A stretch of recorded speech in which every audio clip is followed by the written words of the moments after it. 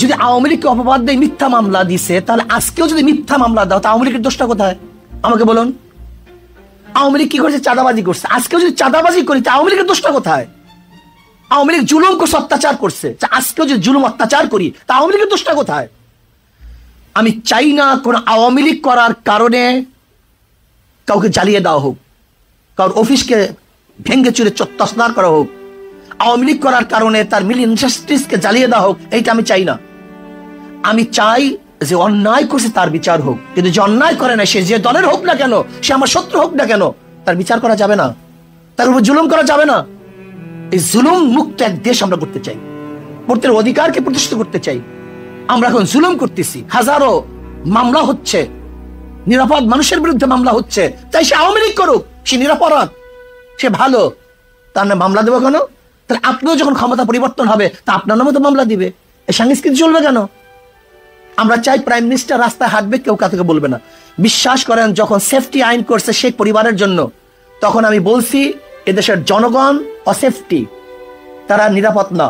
যদি তারা নিরাপদ হতো, তাহলে শেখ পরিবারের জন্য সেফটি আইন করার প্রয়োজন হইতো না। যেহেতু তারা জুলুম করবে, অত্যাচার করবে, এর জন্য শেখ পরিবারের জন্য সেফটি আইন করা হয়েছে। এই সেফটি আইনটি আর দেখতে চাই না। আমরা চাই না কোন মন্ত্রী যাবে, কোন প্রাইম মিনিস্টার যাবে, তাদের জন্য রাস্তা এক সেকেন্ডের জন্য বন্ধ দেখতে চাই না। স্পেশালি একজন সাধারণ জনগণ যেইভাবে বরাদ্দ পাবে, সরকারি কর্মচারীরা তার চেয়ে কোনো বেশি বরাদ্দ পেতে পারবেন না।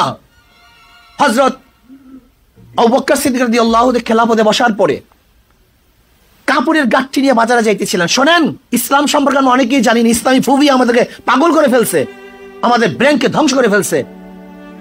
কাপড়ের গাঁটটি নিয়ে বাজারে যাইতেছেন। ওমর ইবনে খাত্তাব রাদিয়াল্লাহু বললেন, ভাই আবু বকর কোথায় যান? বলে বাজারে যাই ব্যবসা করার জন্য। পেট চালাবো কিভাবে, খাবো কিভাবে? বলে গোটা জাতির বোঝা আপনার কাঁধের উপরে, আর আপনি যান ব্যবসা করার জন্য। বলে খাবো কি? বলে ঠিক আছে, বাইতুল মাল থেকে আপনার জন্য কিছু ভাতা নির্ধারণ করি। একজন সাধারণ মানুষ চলার জন্য যেই ভাতার প্রয়োজন ছিল, ঠিক ওই পরিমাণে ভাতা নির্ধারণ করা হয়েছে, এর চেয়ে বেশি না। শুধু কি তাই, আবু বকর সিদ্দিক রাদিয়াল্লাহু আনহু ইন্তেকালের পূর্ব মুহূর্তে যেই পরিমাণে ভাতা রাষ্ট্রের থেকে নিয়েছিলেন, সমস্ত ভাতা আবার ফেরত দিয়েছিলেন। আর আজকে আমরা রাষ্ট্রের সম্পদকে কি মনে করি? আজকে বাতি জ্বালাই, গিয়া দেখেন বড় বড় অফিসারদের রুমের মধ্যে 24 ঘন্টা এসি চলতে থাকে। তোমার বাবার টাকা, তোমার বাবার টাকা, তুমি কার টাকা দিয়ে এসি চালাও 24 ঘন্টা?